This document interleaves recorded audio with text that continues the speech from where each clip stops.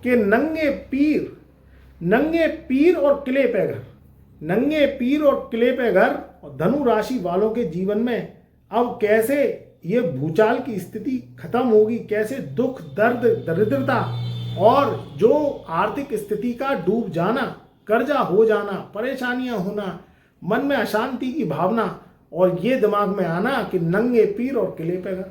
भाई पीर साहब क्या हैं? जो निवस्त्र हैं, जिनके पास गरीबी है, जो सिवाय जीवन में जो है क्या करते हैं, जीवन में सिर्फ दुआएं देती हैं। उनको किसी से मतलब नहीं है, धन दौलत से मतलब नहीं है, बस उन्हें क्या है, फकीरी में मौज की जिंदगी और दुआओं दूसरे को देना और अपनी जिंदगी के बारे में नहीं सोचना। और उनके जो घर हैं वो बहुत ऊंचे हैं, ऊंचाई पर रहते हैं, क्योंकि वो तपस्वी हैं। और तपस्वी लोगों को लोभ मोह माया धन दौलत से कोई मतलब नहीं होता, क्योंकि वो परे हैं।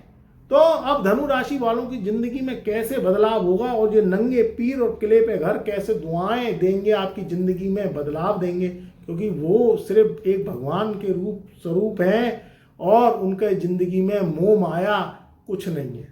बनाए तो धनु राशि वालों को आशीर्वाद देके करोड़पति बना दें, उनकी सारी परेशानियां खत्म कर दें। और अगर वो बददुआएं दे दें तो फिर आप जानते हैं कि उसके परिणाम क्या होंगे। देखो, नंगे पीर किले पे घर कहानी है शनि की। शनि का खेल बहुत अद्भुत है। शनि तपस्वी है। शनि अध्यात्म को कम, कर्म को ज्यादा मानता है। पैसे को तोलना शनि के हाथ में, और पैसे से बिच्छो कराना ये भी शनि के हाथ में है। दुआएं दे तो जिंदगी में व्यक्ति को नाको निहाल कर दे, और बद्दुआएं दे तो जिंदगी को नेस्त नाबूद कर दे। भाई फकीरी क्या है? फकीरी में व्यक्ति की निस्वार्थ मौज मस्ती है। और अमीरी क्या है? अमीरी में टेंशन है। भाई गरीब आदमी क्या है? कहीं खाओ और बोरी बिस्तर लगाओ और कहीं सो जाओ। दिन में दौड़ता है और रात में चैन की नींद सोता है। और पैसे वालों की दुनिया क्या है? ना सालों को दिन में चैन, ना रात में चैन, क्योंकि पैसे की दौड़ में वो भागता है। और जो तपस्वी है, ज्ञानी है, वो पैसे के पीछे नहीं भागता। पैसा उसके लिए कोई मूल्यांकन है ही नहीं। वो भागता है किसके पीछे? अपनी तपस्या के पीछे, क्योंकि वो अध्यात्म में चला जाता है। तो यहां शनि महाराज धनु राशि वालों के जीवन में कैसे अब बदलाव की स्थिति लेके आएंगे, कैसे धनु राशि वालों के तपस्या को पूरी करेंगे, और कैसे उनके जीवन को अब बदलता हुआ स्वरूप उनके जीवन में लेके आएंगे। देखो, एक से ग्रहों की चाल नहीं रहती। हर वर्ष मोटे मोटे ग्रह बदलते हैं, छोटे ग्रह हर महीने बदलते हैं। चंद्रमा तो सबसे ज्यादा फास्ट है, 2.25 दिन में बदल लेता है अपनी राशि को। फिर उसके बाद में सूर्य, फिर बुध, फिर शुक्र, ये ऐसे ग्रह हैं जो महीने 1.5 महीने में बदलते हैं। मंगल 45 दिन में राशि परिवर्तन चेंज करता है, मगर इस बार मंगल बहुत लंबा चला गया है।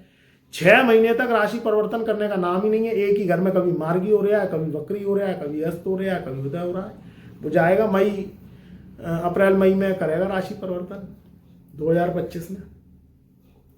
अब धनु राशि वाले क्या करें? तो मोटे मोटे ग्रहों को समझो। सबसे पहला तो शनि है। देखो 50% कुंडली में शनि ही काम करता है, क्योंकि कर्म के बिना कुछ नहीं है। ऊपर वाले ने तुम्हें जो शरीर दिया है वो बैठने के लिए नहीं दिया है। अभी कुंभ में स्नान करने गए लोग बाग, करोड़ों लखन करोड़ों लोग गए हैं।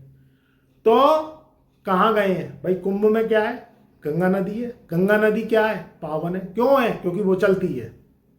किसी तालाब में नहाने क्यों नहीं जाते हो भाई? पानी तो वहां पे भी है भाई, हरा है मगर पानी तो है। जाओ वहां नहाने, वहां तर्पण करो, क्योंकि जो खड़ा हुआ जल है, जो खड़ा हुआ व्यक्ति है, जो कर्मों से हीन है, जो कर्मों से मन चुराता है, जो आलस की भावना रखता है, वो कभी किसी की पूछ में नहीं आता है, ये शनि कहता है। तपस्या कर्म की जीवन में रंग लाती है। कर्मों से जी चुराओगे तो जिंदगी में सिवाय चिनार के कुछ नहीं जाने जाओगे, ये सोच लेना। तो यहां स्थितियां बदलेंगी। देखो, कठिनाइयों से संघर्ष से मत डरो। जितना कठिनाइयों से संघर्षों से डरोगे उतना जिंदगी तुम्हें डरा के रख देगी।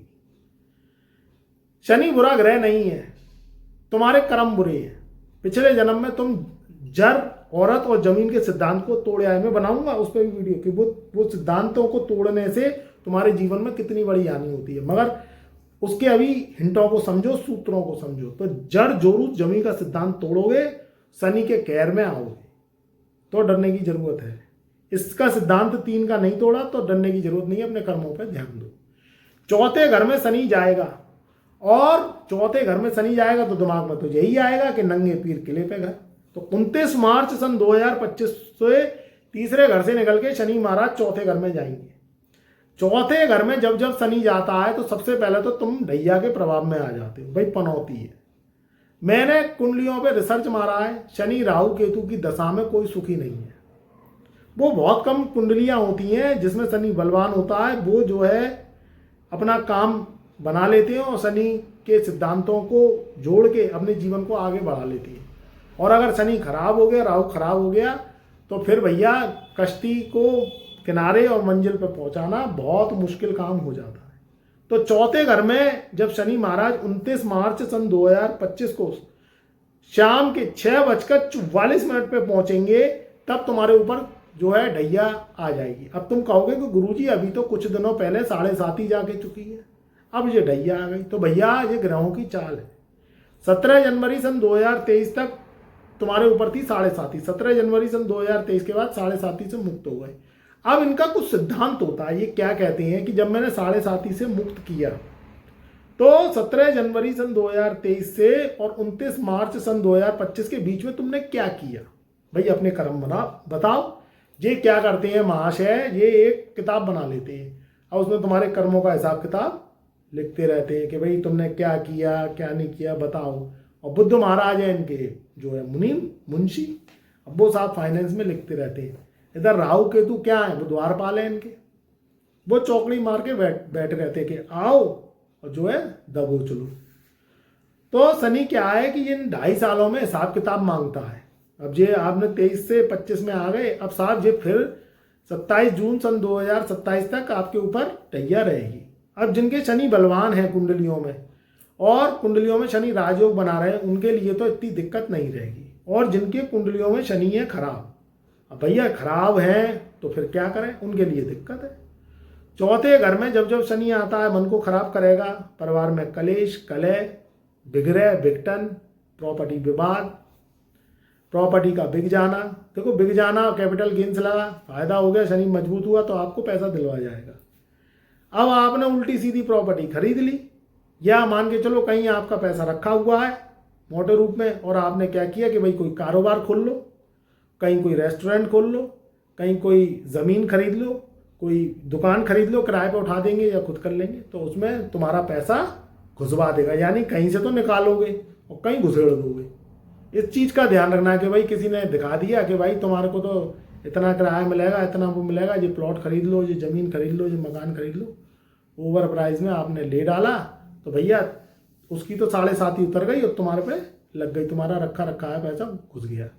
तो इस चीज़ में ध्यान रखना है। या क्या करेगा, नौकरी छुड़वा देगा, मन में विकार, पति पत्नी में आपस में लड़ाई, माता का स्वास्थ्य खराब करा देगा, माता पिता का स्वास्थ्य खराब करा देगा। क्योंकि चौथे घर में जब शनि बैठता है तो वह अपनी समसप्तक दृष्टि से 10वें घर को देखता है, तो उसमें कहीं ना कहीं माता पिता का काम छूट जाना, मैं धनु राशि वालों की बात कर रहा हूँ, उनके माता पिता या उनका स्वास्थ्य खराब होना, पिता का स्वास्थ्य खराब होना, माता से वियोग पिता से वियोग, कुछ ना कुछ ये चिरान फंसी पड़ी रहेगी।